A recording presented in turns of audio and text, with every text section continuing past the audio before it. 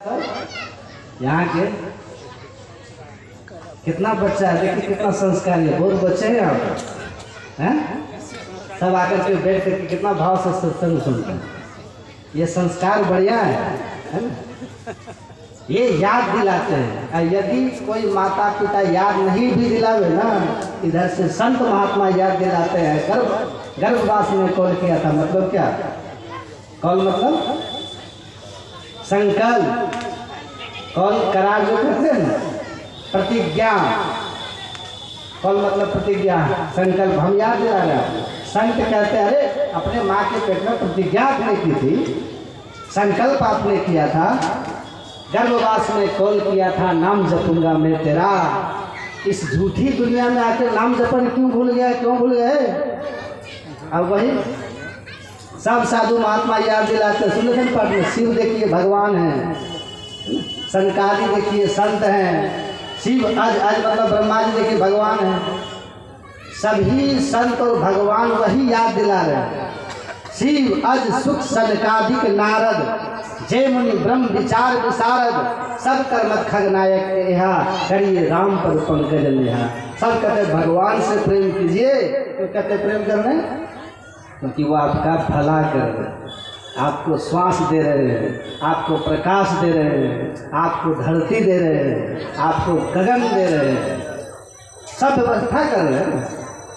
उन्होंने माँ के पेट में आपकी रक्षा करी है। और जब आप सो जाते हैं ना, पलटू सोवे मगन में साहब चौकीदार, तो चौकीदार बन करके आपकी रक्षा करते हैं। ये भी तो देखिए, जो सहाय जननी जठर, जो माँ के पेट में आपकी रक्षा किया, वही तो ईश्वर भगवान है। उनसे हम प्रेम नहीं करें तो समझिए कितने बड़े कृतज्ञ। अच्छा, प्रेम हम क्यों करें उनसे? प्रेम करने का उद्देश्य क्या है? एक तो ये हुआ उद्देश्य कि आप कृतज्ञ बने, कृतज्ञ नहीं बनना चाहिए, कृतज्ञ बने, है ना। कृतज्ञ हमें बनना चाहिए। यहाँ गांव घर में एक पर्व होता है ना, पर्व गांव घर में रात के समय बूढ़ी सब बच्चे के हाथ में देती है तिल। कौन पर्व होता है? हाँ, तिल संक्रांति। सांझ के समय देती है बूढ़ी माता सब बच्चे को हाथ में। अब बच्चे से कहते कहो तिल तिल। कौन पर्व हो? तिल संक्रांति है ना। क्या कहता है? तिल देता है, देती माता से, तिल तिल हम बहेंगे। इसका मतलब क्या हुआ? इसका मतलब वो माताएं ये कहती है कि हम जो तुमको इतना सेवा कर रहे, खिला पिला रहे, पान पोस करके बड़ा कर रहे ना, इसी तरह से तिल तिल का हिसाब देना हमको, बदले में सेवा करना, बुढ़ापा जब हो जाएंगे तब। ये पर्व है ना। तभी सब सेवा करता है, तभी सब सेवा नहीं करते। हम दो, हमारे दो, अब माता पिता हरिद्वार जो, सबको साइड कर देते, कोई सेवा नहीं करते। तो जब हम इस माता पिता की सेवा नहीं करते तो कल्पना कीजिए, वो जो माता पिता है, जीवो परम पिता निज चिन्हो, जो हमारे परम पिता है। तमेव माता च पिता तमेव, तमेव बंधुश्च सखा तमेव, तमेव विद्या द्रविणम तमेव, तमेव सर्वम मम देव देव। वो जो सब कुछ हमारे हैं ईश्वर, वही माता है, वही पिता है, वही सखा है, वही सहोदर है, वही भाई, वही बंधु है, वही विद्या है, वही बुद्धि। वो सब कुछ जो हमारा है, हम उसे क्यों प्रेम नहीं कर पा रहे हैं? दूसरा कारण क्या है? प्रेम क्यों करें? प्रेम हम इसीलिए करें क्योंकि प्रेम से वो प्रकट होते हैं, प्रेम से ईश्वर प्रकट होते हैं। धन से कभी भगवान प्रकट नहीं होते, जाति पाति को देकर के भगवान प्रकट नहीं होते, विद्या बुद्धि को देकर के भगवान प्रकट नहीं होते, बल विवेक को देकर के भगवान प्रकट नहीं होते।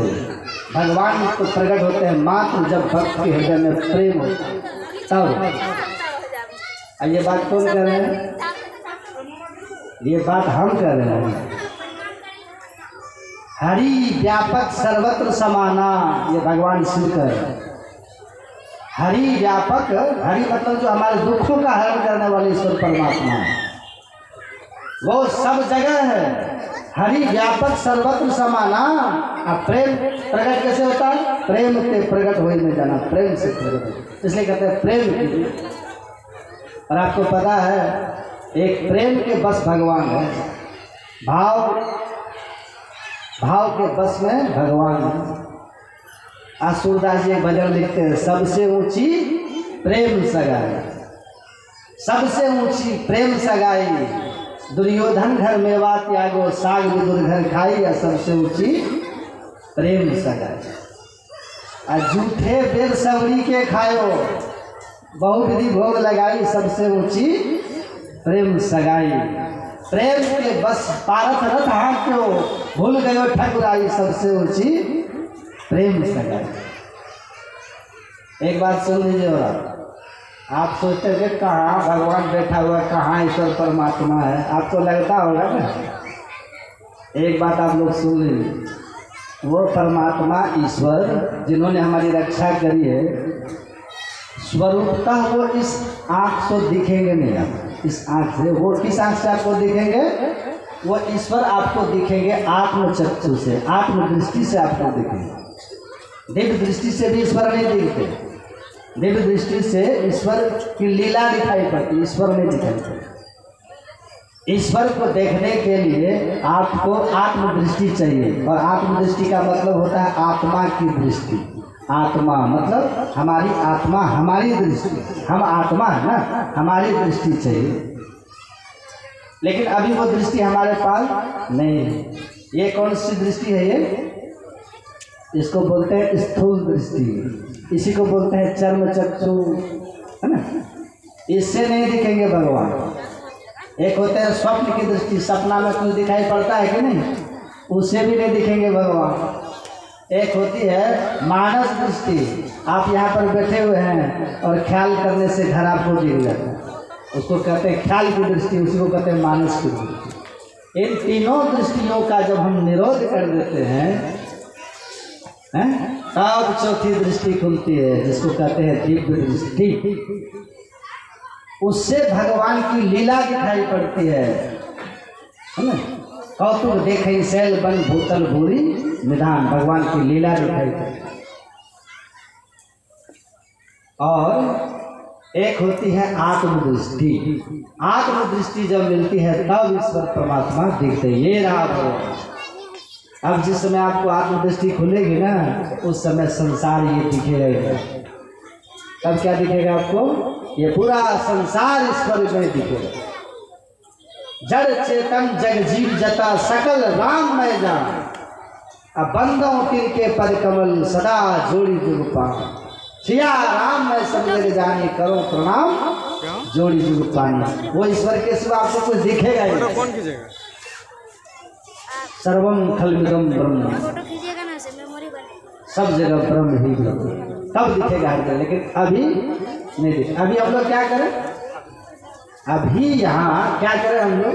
वही परमात्मा हमारे हित के लिए, हमारे कल्याण के लिए अवतार लेते हैं। क्या करते हैं? बहुत ध्यान से सुनिए। अवतार लेते हैं। कभी कभी राम बनते हैं, फिर कभी कृष्ण बनते हैं, वही कभी ये कौन पर्व चल रहा है?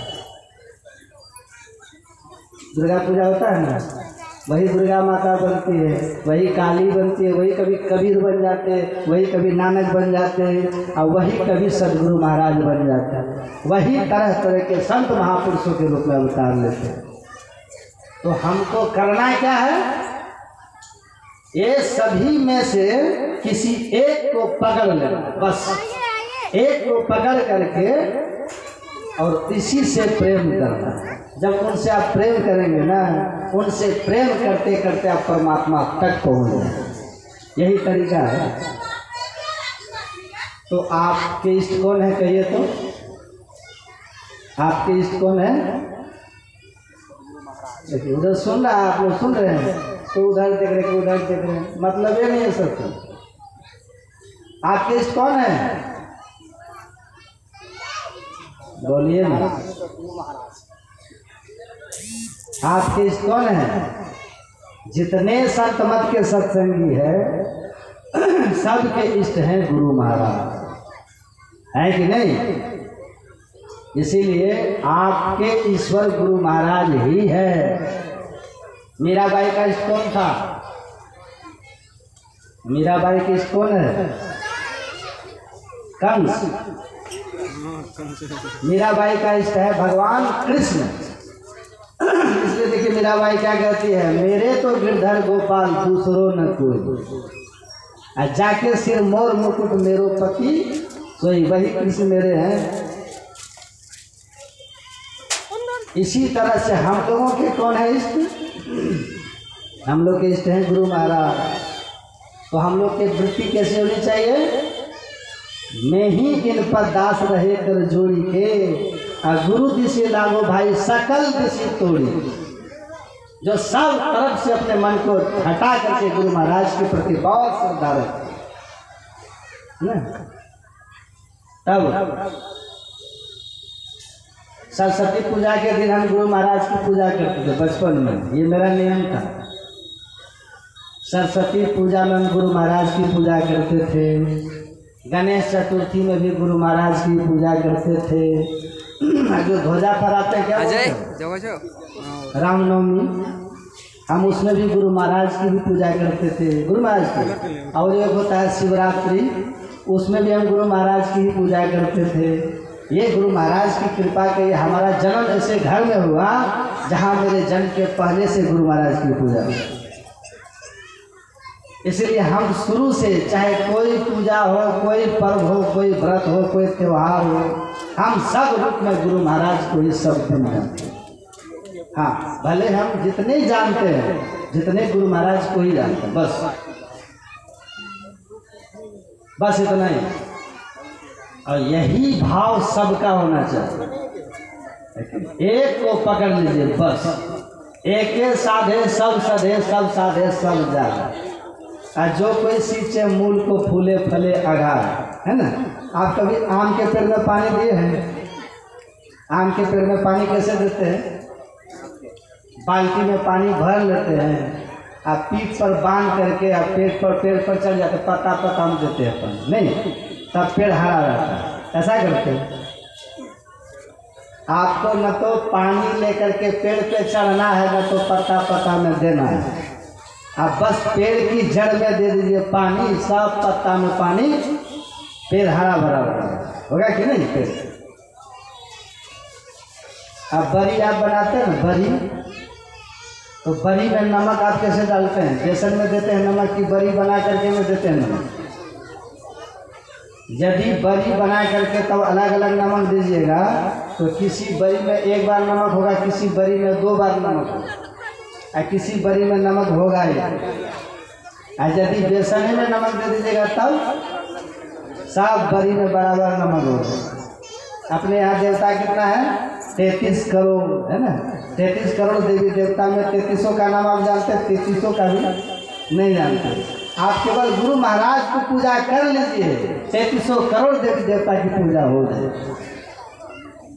गुरु पूजे सब देवन पूजे, गुरु सेवा सब सेवा। क्यों?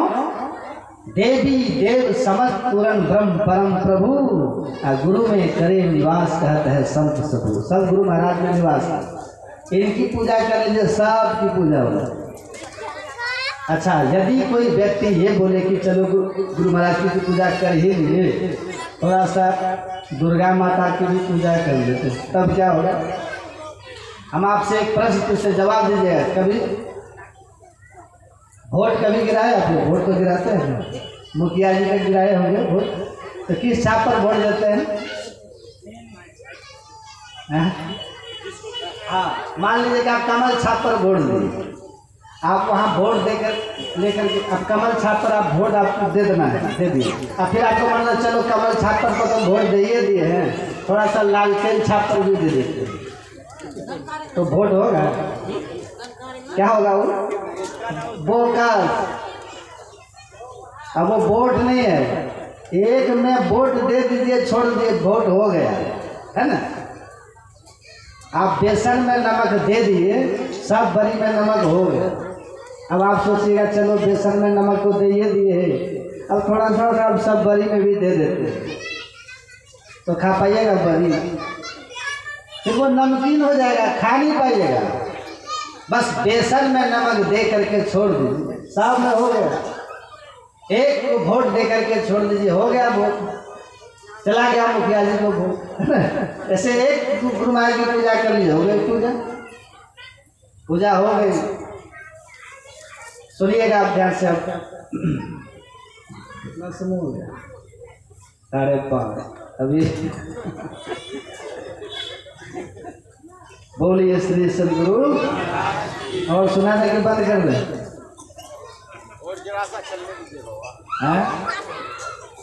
हमको आदेश मिला 6:30 बजे सुनाने का।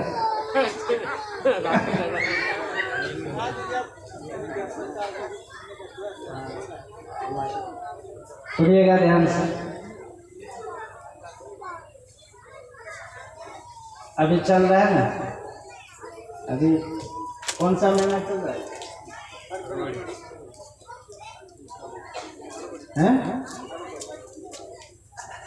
हम लोग रोज गाते हैं ना, याद कीजिए, स्तुति बिंदी में हम लोग रोज गाते हैं ना, क्या गाते हैं? हम सब गाते हैं, नमो नमो सदगुरु नमो, जा सब को न आ परम पुरुष हूँ ते अधिक गावे संत सुजा। परम पुरुष हूँ मतलब ईश्वर, ईश्वर से भी बढ़ करके, क्यों? ईश्वर को प्राप्त कर जो कर लिए, अब ईश्वर का ज्ञान, कल्याण का ज्ञान संसार के जीवों को बता भी रहे। परमात्मा को भी बताने के लिए आते हैं? नहीं आते, लेकिन जो उनको पा लिए वो संसद गुरु ज्ञान बताते भी हैं, इसलिए वो ईश्वर से बड़े हैं। तो जब सदगुरु महाराज को हम मानते हैं, अब अलग से किन्हीं की पूजा वूजा करने की जरूरत नहीं है, क्योंकि सभी देवी देवता गुरु महाराज के भीतर ही वास है ना।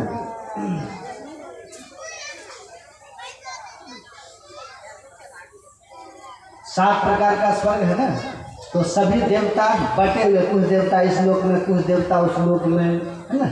जैसे आप रहते हैं ना, कुछ लोग, ये कौन जगह है? अच्छा, अलग अलग लोग रहते हैं ना, कोई यहाँ पे वहाँ। जब सत्संग होता है तब क्या होता है?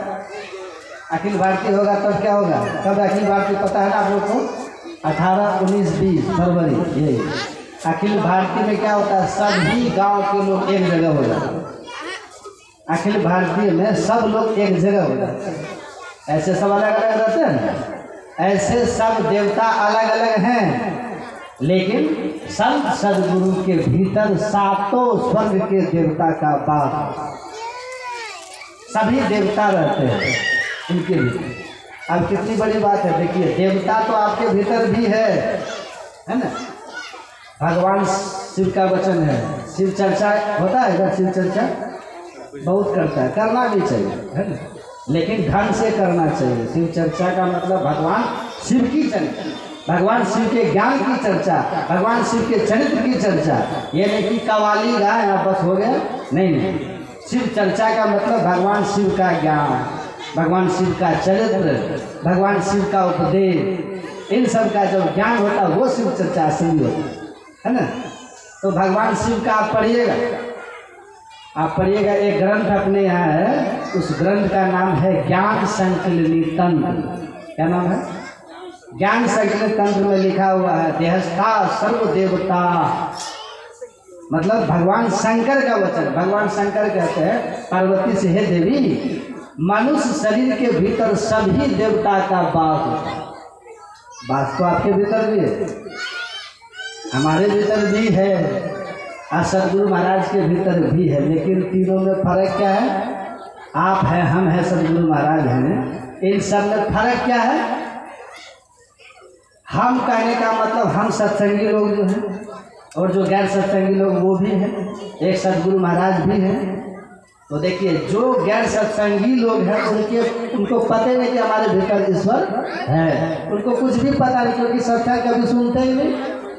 बस जहाँ तहाँ जिस मत में वो जाते हैं, मनगढ़ंत ज्ञान को, मनगढ़ंत बात को सुनते हैं। इस देह के भीतर कहाँ क्या उसको पता ही नहीं। शरीर के भीतर सब देवता है, लेकिन सत्संग नहीं करने के कारण उस बात को जानते ही नहीं।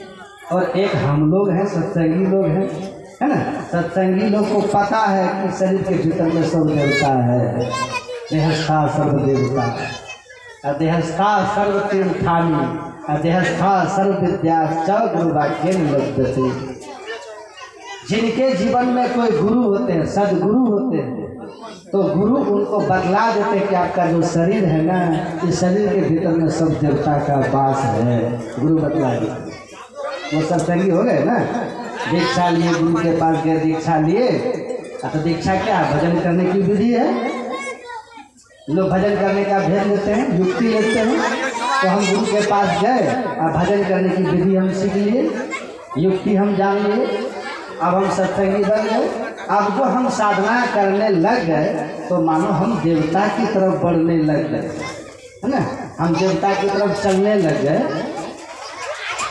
लेकिन एक होती है संत सदगुरु महाराज, होते हैं संत सदगुरु महाराज। क्या है संत सदगुरु महाराज? सभी देवी देवताओं को देखते हुए आगे बढ़ते हुए पर ब्रह्म परमात्मा तक के लोक में जाकर के प्रतिष्ठित होते, और वहीं से तब फिर संसार में ज्ञान का उपदेश भी करते।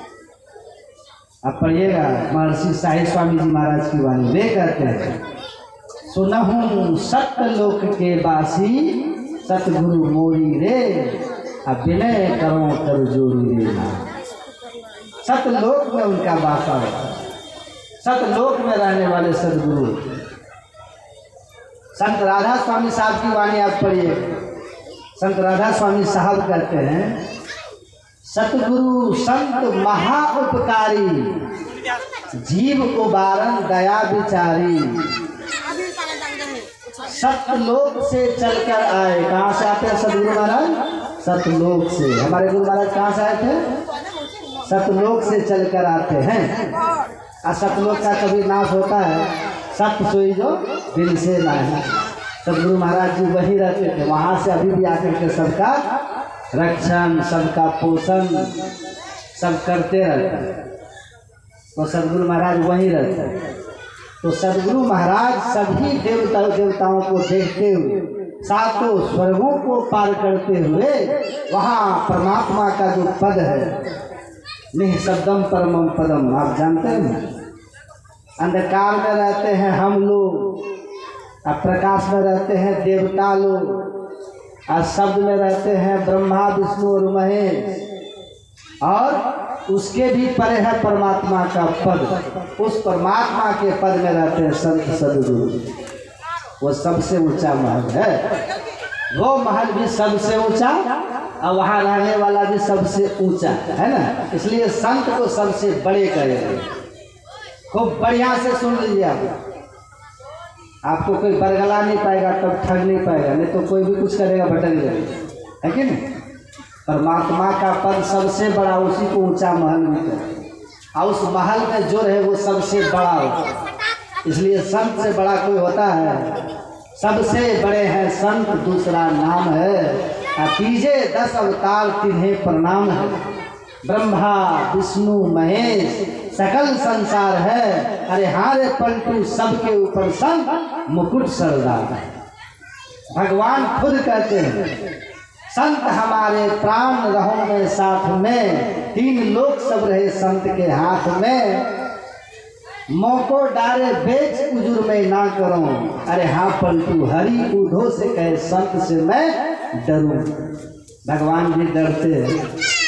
तो सदगुरु महाराज सबसे ऊपर है, और सबसे ऊपर रह करके वो सबके बंदनीय होते हैं, और जो सबसे ऊपर है सब उनके अंदर होते हैं, सब उनके अधीन होते हैं।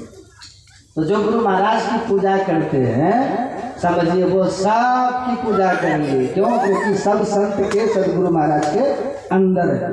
वही गुरु महाराज जी कहते हैं, रोज हम लोग भजन गाते हैं ना पदावली से, देवी देव समस्त पूर्ण ब्रह्म परम प्रभु, गुरु में करे निवास। तब निवास करते हैं। बरी कहाँ निवास करती है? बरी का घर कहाँ है? कोई आपको पूछे बरी का घर बताइए, कर दीजिए बेसन। पकौड़ी का घर कहाँ है? कर दीजिए बेसन, है ना। अब देखिए, आपको बरी में नमक डालना है तो कहाँ देते हैं नमक? उसके घड़े में दे दीजिए। अगर बड़ी बड़ी में नमक आपको देना हो ना तो बड़ी कहाँ दीजिएगा, बड़ी बड़ी में दीजिएगा। बड़ी तो बहुत है, अब बेसन एक है, बेसन एक और बड़ी बहुत। यदि बहुत के पीछे पड़िएगा ना तो किसी में नमक होगा, किसी में नमक नहीं होगा, किसी में नमक एक बार होगा, किसी में नमक 2 बार होगा, किसी में नमक 3 बार होगा और किसी में नमक 1 बार भी होगा। तो खाने में अच्छा लगेगा? कोई स्वाद, कोई बेस्वाद, कोई कसेला, कोई तीखा, क्या क्या हो जाएगा? अच्छा लगेगा खाने में? नहीं लगेगा। और जब हम बेसने में नमक दे दिए तब बेसन में जैसे नमक दिए सब में नमक बराबर, सब बेसन में नमक हम दे दिए, सब में नमक हो गया, क्योंकि सब बड़ी का घर बेसन है। ऐसे ही हम गुरु महाराज की पूजा कर लिए ना तो सब देवी देवता की पूजा हो गई। सभी देवी देवता का घर गुरु महाराज के भीतर ही, इनके अंदर ही है ना। अब अलग से किन्हीं की पूजा करने की जरूरत नहीं है। अच्छा एक बात आप लोग बताइए, आप कहिए कि बाबा हम तो गुरु महाराज की पूजा करते ही ना हैं, हम गुरु महाराज का ध्यान करते ही हैं, गुरु महाराज की पूजा हम करते ही हैं, उनको फल फूल हम चढ़ाते ही हैं, बैठ कर उनको देखते भी हैं, उनका हम चिंतन भी करते हैं। जब करते कभी काल क्या लगा है, कभी काल हम जा कर के दुर्गा माँ की भी पूजा कर लें, क्या लगता है? कहिएगा ना। कभी हम गुरु महाराज का ध्यान करते हैं, हम कभी काल हनुमान जी की भी पूजा कर लेते हैं, क्या फर्क पड़ता है? अब गुरु महाराज का तो ध्यान हम करते हैं, गुरु महाराज की पूजा हम तो करते हैं। अब कभी कल भगवान शंकर की ऊपर जल चढ़ा देकर क्या फर्क पड़ता है? एक बात देखिए, सुनिएगा, ये तो ऐसा ही कहना हुआ जैसे कोई व्यक्ति बोले कि बाबा हम तो बेसन में नमक दे देगी है ना, थोड़ा ऊपर से बड़ी बड़ी में भी नमक दे देते तो ये बड़ी खाने में अच्छा लगेगा? नहीं खाने, खाइएगा तो जितना वो नमक चाहिए था मात्रा से हमने बेसन में दे दिया, अब बढ़िया लगेगा सब, अब सब स्वादिष्ट हो गया उधर। ऐसे ही जितनी पूजा करनी थी उतनी पूजा हमने गुरु महाराज की कर ली, अब सबकी पूजा हो गई। अब अलग से पूजा करने का मतलब हुआ फिर बड़ी में हमने अलग अलग से नमक डाल दिया तो बड़ी खाने लायक रही नहीं रही। ऐसे ही हमने एक ही पूजा कर ली, बाकी उसकी पूजा हो गया ना, तो फिर सब पूजा भी पूजा हो गई, नहीं तो निरस्त हो जाए, वो पूजा तब नहीं रहेगी हमारी, है ना। अलग अलग करेंगे तो पूजा नहीं, है ना। हाँ, हम देखते हैं किधर है वोट जो देते हैं, देखते हैं ना कमल, आप देखिए रहा कमल, हमको यही पसंद है, हम किसी पर वोट देंगे। अब कमल छाप को हम दबा दिए, वोट हो गया। अब वोट हो गया तो फिर आपको मन होता है नीतीश बाबू बहुत अच्छा है, हमारे जो मुख्यमंत्री साहब हैं नीतीश बाबू वो बहुत अच्छे हैं और बड़े समाज के सेवक हैं, है ना। उनका छाप क्या है? तीर छाप। कमल छाप को तो दे दिए, लालटेन में दे दिए, थोड़ा सा तीर छाप पर भी वोट दे दिए। कमल छाप को तो हम दबा ही दिए, वोट दे ही दिए, अब थोड़ा हम तीर छाप पर भी वोट दबा देते हैं, और आप तीर छाप को भी दबा दिए तो वोट नहीं हुआ, क्या हो गया? बोकस, है ना। एक दाब के छोड़ देता तब वोट हो गया, एक को दाबे तो वोट और सबको दाबे तो बोकस, उसका कोई फल होगा? कुछ नहीं। ऐसे ही एक की पूजा करिए तो पूजा और सबकी पीछे कीजिएगा तो हो गया मनोरंजन। एक फूल वहाँ, एक फल वहाँ, थोड़ा सिंदूर वहाँ, थोड़ा सिंदूर वहाँ, ये हो गया बोकस। और यदि हमने एक ही की पूजा खूब बढ़िया से की, एक ही का ध्यान हमने खूब बढ़िया से किया, एक ही का भजन हमने खूब बढ़िया से किया, तो समझ लीजिए वो हो गई पूजा। बोलिए श्री सद्गुरु। तो जब आप गुरु महाराज को खूब बढ़िया से मानेंगे तो समझ लीजिए देवी देव समस्त पूर्ण ब्रह्म परम प्रभु गुरु में करे निवास, कहते हैं संत स्वरूप। गुरु महाराज के भीतर ही सबका वास है। अब सुनिएगा ध्यान से, बहुत ध्यान से सुनिएगा, कोई गप मत कीजिएगा। आप चाहे गुरु महाराज की पूजा कीजिए, चाहे आप संत कबीर साहब की पूजा कीजिए, आप चाहे भगवान शिव की पूजा करिए, आप चाहे राम भगवान की पूजा करिए, आप चाहे दुर्गा माँ की पूजा करिए, आप चाहे काली माँ की पूजा करिए, आप चाहे कृष्ण भगवान की पूजा करिए, आप किन्हीं की भी पूजा करिए, सब भगवान बराबर। सुनिएगा ध्यान से, सब भगवान बराबर है, लेकिन पूजा आप किन्हीं की पूजा कीजिए, फल मिलेगा, जरूर मिलेगा। आप किन्हीं की भी पूजा करिए, जिस तरह से हम लोग गुरु महाराज की पूजा करते तो फल मिलता है ना, ऐसे ही आप कबीर साहब की पूजा कीजिए, आपको फल मिलेगा, है ना। आप भगवान शिव की पूजा करिए, फल मिलेगा, लेकिन पूजा करने का ढंग हमारा सही होना चाहिए, भक्ति करने की विधि हमारी सही होनी चाहिए, भक्ति करने की युक्ति हमारी सही होनी चाहिए। यदि भक्ति करने की युक्ति हमारी सही है ना, तो हम किन्हीं की भी पूजा कर लेंगे, फल मिलेगा जरूर। भक्ति करने की विधि हमारी सही होनी चाहिए, भक्ति करने का ढंग हमारा सही होना चाहिए। जो हम भक्ति कर रहे हैं ना, वो सही है कि गलत, हम कैसे मानेंगे।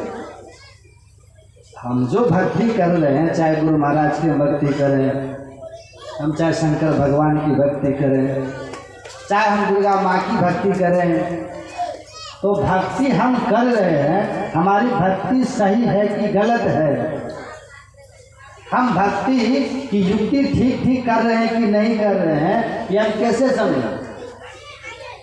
क्या प्रमाण है कि हमारी भक्ति ठीक ठीक हो रही है, क्या प्रमाण है कि हमारी भक्ति सही तरह से चल रही है।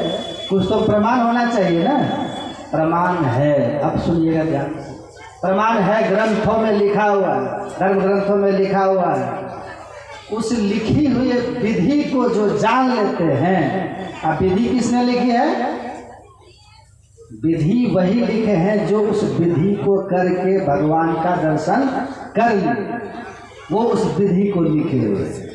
जो भगवान की भक्ति करके, जो दुर्गा माँ की भक्ति करके, राम भगवान की भक्ति करके, शिव भगवान की भक्ति करके, कबीर साहब की भक्ति करके, गुरु महाराज की भक्ति करके, जिस तरह से भक्ति करके कल्याण हुआ, कल्याण होने के बाद तब उसने उस विधि को ग्रंथों में लिख दी है। वही विधि जब हम और आप भी करेंगे, तब होगा फायदा, तब होगा लाभ। अब उस विधि को नहीं जानेंगे, उस युक्ति को हम नहीं जानेंगे, हम ग्रंथों के अनुकूल साधना नहीं करेंगे, हम शास्त्रों के मुताबिक भजन नहीं करेंगे, हम मनमाना किसी के कहने पर करने लग जाएंगे, तब वो भक्ति नहीं होगी, वो श्रम हो जाएगा, और वो श्रम का फल हाथ में कुछ भी आने वाला नहीं है। बस जीवन ऐसे ही करते करते गिर जाएगा, कुछ मिलेगा नहीं। इसलिए भक्ति के ढंग को समझना चाहिए, भक्ति की युक्ति को समझना चाहिए। और एक बात आप लोगों को पता है, बहुत ध्यान से सुनिएगा, जिन्होंने भगवान को पाया, जिन्होंने भगवान का दर्शन किया, तो जिस तरह से दर्शन किया वो ढंग तो लिखा ही, और आपको आश्चर्य लगेगा, भगवान ने खुद भी उस ढंग को बता दिया। हे भक्तों, हे दुनिया के लोगों, हे श्रद्धालुओं, हे उपासकों, हे प्रेमियों, हे सत्संगियों, यदि आप मेरे पास तक आना चाहते हैं ना, तो देखिए मैंने ये विधि बतलाई है, ये ढंग हमने बतलाया, उसी ढंग को करते हुए, उसी विधि को अपना करके, उषा करके हुए आप आइए, अब मेरे पास पहुँचे। अब भगवान कहते हैं कुछ, अब भक्त करेगा कुछ, तो पहुँचेंगे, तब पहुँचेगा। जैसा भगवान कहे, अब वैसा जब करेंगे, तब हम पहुँचेंगे भगवान के पास। अब हम आपको एक भगवान का नाम अभी लेकर के बता दें, एक भगवान। एक बात और सुन लीजिएगा, चाहे भगवान कोई भी हो, संत चाहे कोई भी हो, सबकी बात एक होती है ना। उनके ज्ञान में कोई फर्क नहीं होता। संसारियों की बात अलग अलग होगी, संसारियों का ज्ञान अलग अलग होगा, संसारियों की युक्ति अलग अलग होती है, संसारियों का ढंग अलग अलग होता है। हम लोग संसारी हैं, संसारियों का ढंग अलग अलग होता है, लेकिन जो संत होते हैं उनका क्या होता है? जो संत होते हैं उनका सबका ढंग एक होता है ना। आप कहेंगे वो कैसे? आप पढ़िए, संत की वाणी को पढ़िए। एक संत कहते हैं जे पहुँचे ते कही गए। जे पहुँचे, पहुँचेगा मतलब जो साधना करके लक्ष्य पर पहुँच गए, जो भक्ति करके भगवान तक पहुँच गए। जे पहुँचे, पहुँचने वाले, जो भक्ति करके साधना करके भजन करके भगवान के पास पहुँच गए, मतलब पहुँचने वाले। जे पहुँचे ते कहीं गए, वो सब बता गए। हम कैसे कैसे वहाँ पहुँचे, हम किधर किधर से गए, क्या क्या हम किए, कैसे कैसे हम गए, वो सब बता गए। जे पहुँचे ते कहीं गए, क्या कर गए?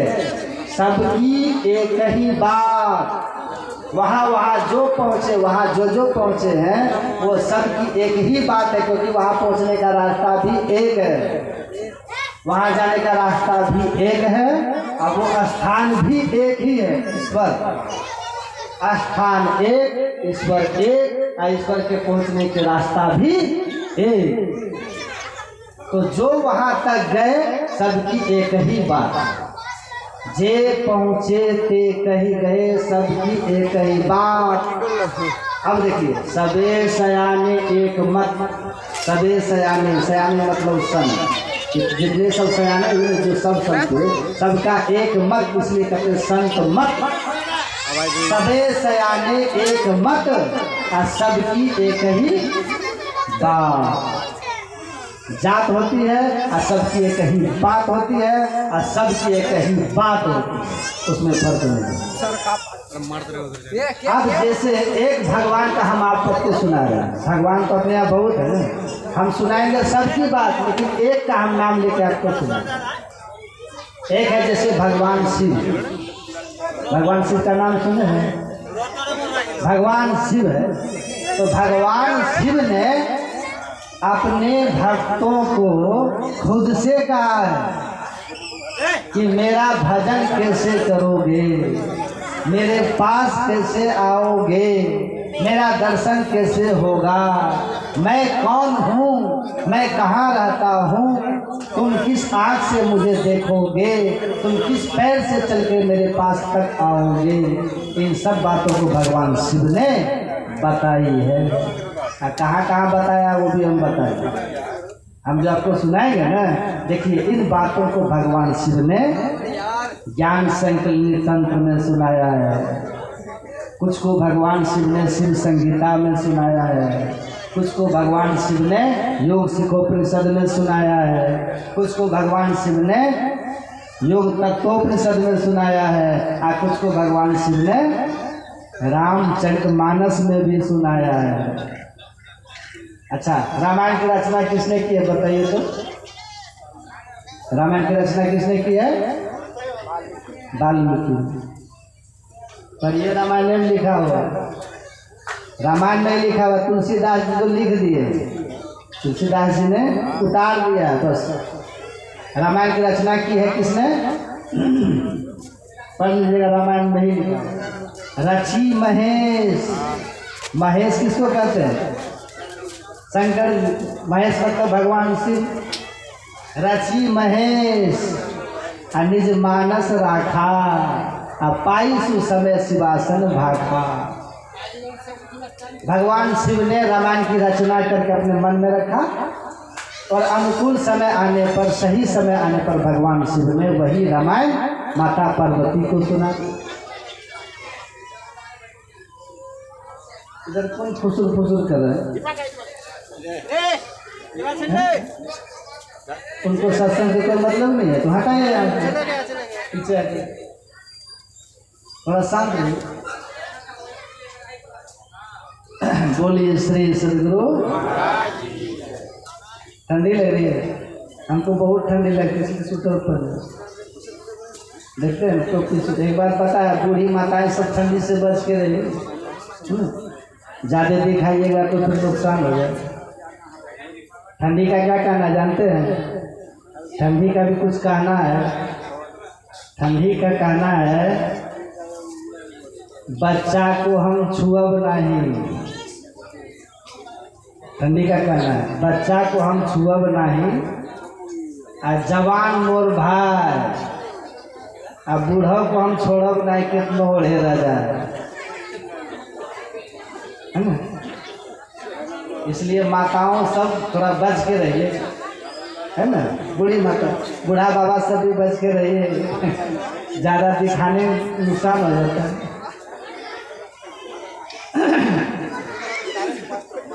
है कि नहीं? बाबा ने नियम बना के दिया है, जब ठंडी पकड़ेगी ना तो कहिए बाबा बचाए नहीं, तो बाबा कह के हमको नियम बता के कर दिए थे ना, तो फिर माना बात को, नहीं माने तो फिर नुकसान सही है ना। अब तो ठंडी कम हो गई ठंडी से, लेकिन फिर भी है बच के रहिए खूब बढ़िया से। देखते हम बच्चे ठंडी पेट से ज़्यादा घुसता है ना। इतना मत है कि पेट टाइट हो जाए, हमेशा माथा को ठंडा रखिए, सबके लिए नियम है ना। अब सुनिए, हम आपको सुना रहे थे जैसे भगवान शंकर की बात। शंकर भगवान खुद कहते हैं कि मैंने योग सिखोपनिषद में कह दिया है, मैंने ज्ञान संकलित तंत्र में कह दिया है, मैंने शिव संगीता में भी कह दिया है, और रामायण में भी भगवान शिव की रचना है ना, लिखा है रामायण में, रची महेश निज मानस राखा पाई समय शिवासन भाखा। भगवान शिव ने रामायण की रचना करके मन में रखा और समय आने पर पार्वती माता को सुना दिए। वही हो गया रामचरित्र मानस। मानस का होता है मन, मानस का होता है ख्याल, मन में रखा, रच के इसका नाम पड़ गया मानस, रामचरित्र मानस। तुलसीदास जी ने क्या किया इसको? भगवान शिव की उसी रचना को देखा। कैसे देखा? लिख दिया है रामायण में, आप पढ़िएगा। तुलसीदास ने लिख दिया है, श्री गुरु चरण सरोज रज निज मन मुकुर सुधार। तुलसीदास जी कहते हैं मैंने अपने मन रूपी दर्पण को गुरु के चरण धूलि से साफ किया, उसको स्वच्छ बनाया। और जैसे स्वच्छ बनाया तो वो दर्पण आईना की तरह हो गया, जैसे आईना के सामने अपना चेहरा दिखता है कि नहीं, ऐसे जब मन दर्पण बने, मन जब स्वच्छ बनेगा ना तो उधर सब कुछ दिखता है दिव्य। तो तुलसीदास जी कहते जब मेरा मन रूपी दर्पण स्वच्छ हुआ ना तो शंकर भगवान ने जो रच करके रामायण को रखा था वो हमको दिख गए। पढ़िए लिखा हुआ है, सूझहि रामचरित्र मणिमान, सूझने लगा, दिखने लगा। सूझहि रामचरित्र मणिमानिक गुपुत प्रगट जहाँ जो जही खानी। चाहे जहाँ कहीं भी भगवान का चरित्र हो रहा है वो सब दिखने लगता है। तो भगवान शंकर ने जो जो रच करके रखा था ना वो सूझने लगा, तो उसी को तुलसीदास जी ने लिख दिया। अब सुनिएगा, भगवान शंकर रामायण के माध्यम से अपना ज्ञान बता रहे हैं। भगवान शंकर ज्ञान संकलित तंत्र से अपना ज्ञान बताते हैं। भगवान शंकर शिव संगीता के माध्यम से, योग तत्वोपनिषद के माध्यम से, योग शिखोपनिषद के माध्यम से, और एक है शिव पुराण, तो उसमें भी आप पढ़िए।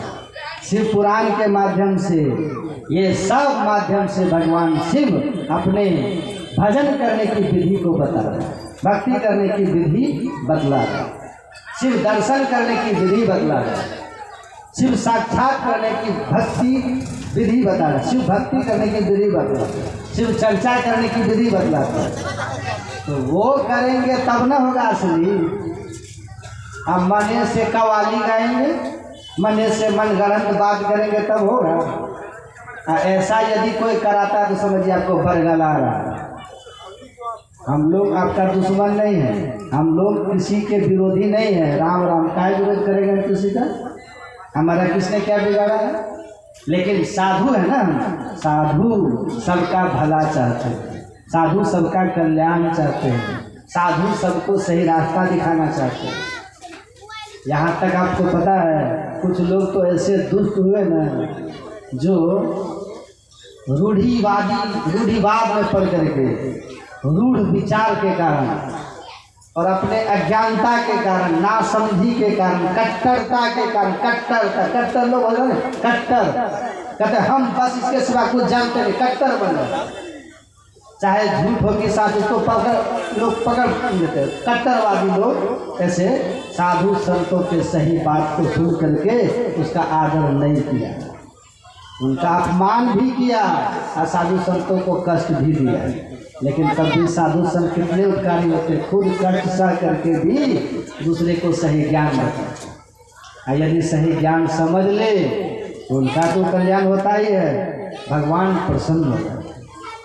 इसलिए आप पढ़िएगा भगवान शंकर के जीवन, भगवान शंकर ने जो बताया है ना अपने पास तक आने के लिए, तो वो 5 सकाम 5 सकार पहला बताया। सुनिए, आप पढ़ लीजिएगा। पहला है सत्संग, भगवान शंकर कहते हैं। पहला है साधु, पहला क्या है? भगवान शंकर कहते हैं साधु के लिए बहुत कुछ कहें, आपको सुनाएंगे। केवल ये नहीं कि मन गलत, हम आपको सब शास्त्रों का उदाहरण दे के चल रहे।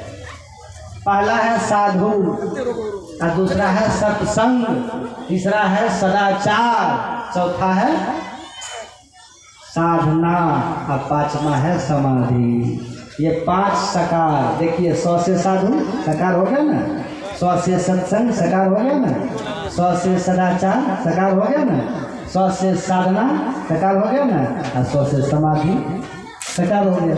समाधि में ही साक्षात्कार क्या होता है? समाधि में साक्षात्कार होता है। समाधि में आप भगवान शिव को प्रत्यक्ष में देखेंगे, समाधि में परमात्मा का दर्शन होता है, ये समाधि है। लेकिन समाधि तक पहुंचने के लिए होती है, उसको कहते हैं साधना। क्या कहते हैं? इसको कहते हैं साधना। लेकिन साधना में सफलता उनको मिलती है जिनके जीवन में होती है सदाचार। सदाचार में अगर जीवन में नहीं होगा तो फिर साधना में सफलता नहीं मिलेगी। और साधना की युक्ति उनको पता होता है जो सत्संग करते हैं। सत्संग, आज सत्संग कौन करेंगे? सत्संग करना क्या है? तो उसके लिए किसी साधु का संग करना है। इसलिए भगवान शंकर ने साधु से शुरू कर दिए। साधु, सत्संग, सदाचार, साधना और समाधि, 5 तरह की बातें बताई हैं। साधु के पास हम जाएंगे तो वो होगा सत्संग। अपने से सत्संग नहीं होगा। साधु लोग क्या करते हैं? साधु लोग घर को छोड़ करके, है ना, साधु लोग अपने परिवार को छोड़ करके, माँ बाप को छोड़ करके, भाई बहन को छोड़ करके, घर द्वार को छोड़ करके, संपत्ति अपने जो उसका है ना पुरखों का दिया धन संपत्ति, उसको छोड़ करके, और तब वो एकांत में रह करके वो साधना करते हैं, वो भजन करते हैं, स्वाध्याय करते हैं, पढ़ते हैं, अध्ययन करते हैं, साधना करके भीतर अनुभूति करते हैं, स्वाध्याय करके ज्ञान को प्राप्त करते हैं, शास्त्रों के ज्ञान को और अपने साधना को, दोनों को मिला के ज्ञान प्राप्त करते हैं। और वही ज्ञान जब उसको होता है तब आकर के समाज में वो ज्ञान बताते कि देखो हमने ये किया तो ये ज्ञान मिला। इसलिए भगवान शंकर कहते हैं पहला साधु। यदि साधु आपको हम नहीं मानिए साधु को, तब क्या होगा? आप पढ़िए, रामायण में लिखा है, भगवान शंकर ने बता दिया। साधु को नहीं मानिएगा। साधु अवज्ञा तुरंत भवानी। भवानी किसको कहते हैं? पार्वती। भवानी किसको कहते हैं? पार्वती को। तो भगवान शंकर कहते हैं हे पार्वती, साधु अवज्ञा। अवज्ञा का क्या होता है? आज्ञा का उल्लंघन। अवज्ञा मतलब कहते हैं आज्ञा का उल्लंघन। तो भगवान शंकर कहते हैं जो साधु की आज्ञा को नहीं मानता, जो साधु की आज्ञा का उल्लंघन कर देता, तो परिणाम क्या होता? कर कल्याण अखिल कै हानि। अखिल मतलब होता है पूरा, कल्याण, पूरा कल्याण उसका खत्म होता। कौन बोल रहे हैं बात? ये असली सिर्फ चर्चा कर रहे हैं, आपको सुना रहे हैं। आपको कभी भटकिएगा। भगवान शंकर का वचन है, साधु अवज्ञा तुरत भवानी, कर कल्याण अखिल के हानि। हे पार्वती, जो साधु की अवज्ञा करते हैं, जो साधु की आज्ञा को, आदेश को, उपदेश को, उनके ज्ञान को, उनके अनुभव को नहीं मानते हैं, ऐसे व्यक्ति का कभी कल्याण नहीं होता, उसके कल्याण का हनन होगा। कौन बोल रहे हैं बात? भगवान शिव। अच्छा, भगवान शिव झूठ भी बोलते हैं क्या? भगवान शिव तो एक झूठ के चलते अपनी सती जैसी पत्नी का त्याग कर दिया। पढ़े ना रामायण में, एक बार सती ने झूठ बोली थी।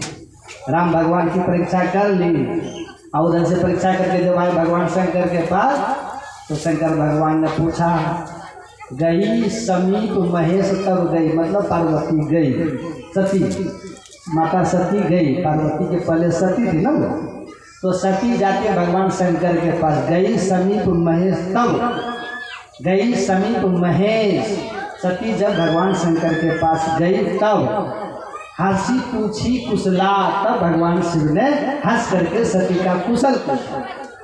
क्या कुशल पूछा? लिंग परीक्षा कवन विधि, सच कहूँ सत्ता। हे सती, आपने राम भगवान की परीक्षा किस तरह से ली है? सही सही सब बात सुना ना। आपने जिस तरह से राम भगवान की परीक्षा ली है ना, वो सब बात बिल्कुल हूबहू, बिल्कुल सही हमको सुना दो। लेकिन जब भगवान शंकर ने ऐसा कहा तो सती ने क्या कहा? कछुनो परीक्षा लीन गोसाई, अखिन हो प्रणाम तुम्हारे ही नहीं। हे प्रभु, हे गुरु, मैंने कोई राम की परीक्षा, राम की हमने कोई परीक्षा नहीं ली। जिस तरह से आपने प्रणाम किया ना, उसी तरह से मैंने भी प्रणाम किया। तब क्या होता है? शंकर भगवान ये नहीं कि पति ने कहा तो हम सुन लिए, नहीं नहीं नहीं, नहीं।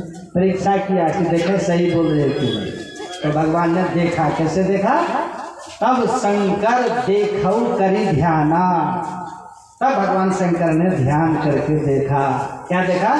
सती जो किन्न चरित सब जाना, सती ने क्या क्या किया, कैसे कैसे सब राम की परीक्षा करी, शंकर भगवान ने सब देख लिया। जोगी सामने दुर्गे होता है, शंकर भगवान ने सब देख लिया। अरे सती ने तो इस तरह से परीक्षा ली और मेरे सामने आके झूठ कहती है। आपको पता है सती उस समय की सबसे ज्यादा सुंदरी थी पूरे विश्व ब्रह्मांड में। पूरे विश्व ब्रह्मांड में सती से ज्यादा सुंदरी कोई थी ही नहीं। नाम सती सुंदर तनु पाई, प्रथम जन्मी दक्ष गृह जाई। ये सती बहुत सुंदरी थी उस समय की। लेकिन एक जो झूठ बोली सती ने, एक झूठ के चलते भगवान शंकर ने सती को सदा के लिए त्याग कर दिया। अब फिर वही सती जाके दक्ष के यज्ञ अपने पिता के घर कनखल हरिद्वार में वहां जाके मर के खत्म हो। एक झूठ वो भगवान शंकर है जो कभी बर्दाश्त नहीं करते, वो भगवान शंकर का है। यदि कोई साधु की बात को नहीं मानेगा तो उसका कल्याण कभी नहीं हो सकता। और खत्म कर दे। हाँ, यदि साधु का अपमान करेंगे तब साधु अवज्ञा कर फल ऐसा, फल कैसा होगा भगवान शंकर सुना रहे। अब लपेट के खत्म करते। लंका जरे निश्चर कर जैसा, देख लो लंका कैसे जल रही है। जला था ना लंका, जली थी ना लंका। रावण ने एक साधु विभीषण का अपमान किया, विभीषण के अपमान के चलते वो लंका धू करके जल गई थी। हनुमान जी जला दिए थे। ऐसे भगवान शंकर कहते हैं कि साधु का अनादर करता है, जो अवज्ञा करता है, उसका सब कुछ विनष्ट हो जाएगा। तो सबसे पहला है साधु। भगवान शंकर कहते हैं साधु का सम्मान करो। और आपको तो आश्चर्य लगेगा, पार्वती माता ने प्रश्न भी किया था, आप पढ़िएगा। पार्वती माता ने प्रश्न किया कि भगवान इस दुनिया में सबसे बड़ा कल्याण क्या है, इस संसार में सबसे बड़ा लाभ क्या है, कहिए आप कृपा करके बताइए। तो भगवान शंकर ने क्या कहा था? भगवान शंकर ने कहा था कि देवी गिरिजा, गिरिजा मतलब संबोधन, गिरिजा मतलब पार्वती, गिरिजा संत समागम समन लाभ कछुआन, गिरिजा संत समागम समन लाभ कछुआन। हे पार्वती, संतों के संग के समान दूसरा कोई लाभ नहीं। कौन बोल रहे बात? भगवान शंकर बोलते हैं। तो हम आप बड़े भाग्यशाली हैं। समय अधिक हो गया है तो हमारे बीच में लक्ष्मी राज है, इनसे 2 भजन आप लोग बढ़िया से सुनिए। अब कल आपको हम जो शेष जो है ना, कैसे शिव शिष्य होता है, कैसे भगवान शंकर ने बताया, भगवान शंकर ने जानने के लिए कहा, कर्म धारण गुरु प्राप्त भगवान शंकर का वचन है। ये सब बात हम कल आपको योग सिखोपनिषद से पूरा विस्तार से सुनाएंगे। अब 2 भजन आप लोग सुन लीजिए। बोलिए प्रेम से श्री सद्गुरु महाराज।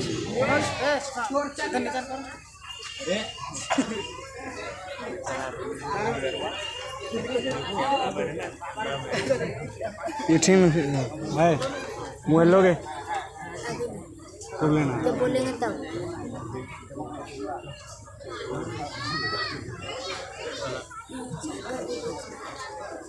कठिन भीड़ की है।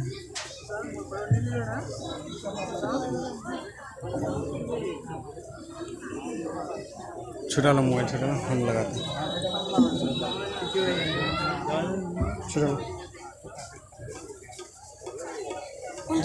मोबाइल निकालो। अरे अरे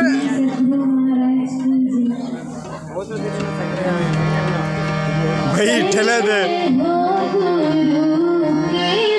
1 मिनट रहने दो, उधर दिखा देना चाहिए ना।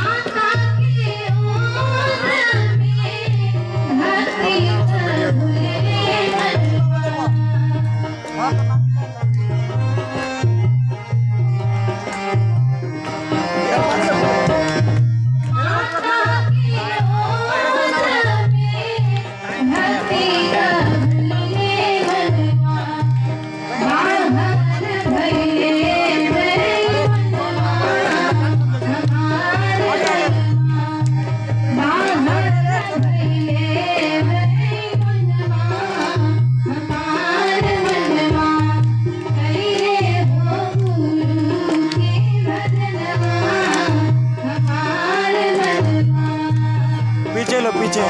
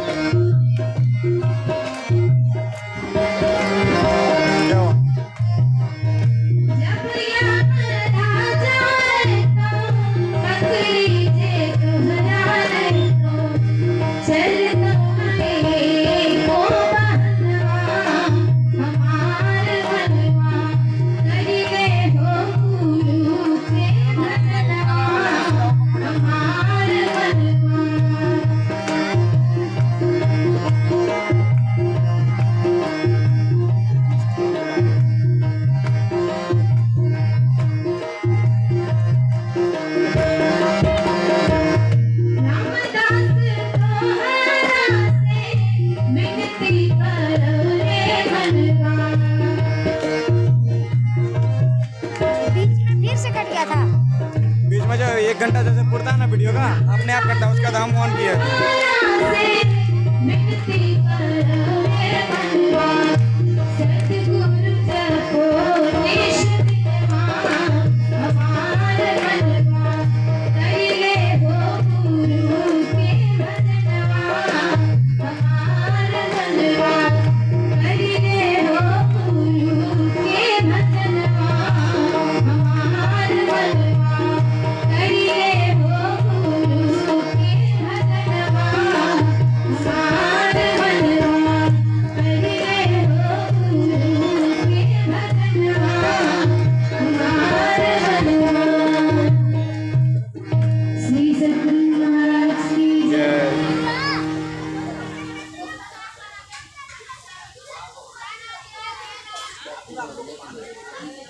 वाह, लोग का एकदम पूरा गली थे। गली इधर ना धक्का दे, इधर नीचे जाओ, नीचे पूरे जगह गाड़ी से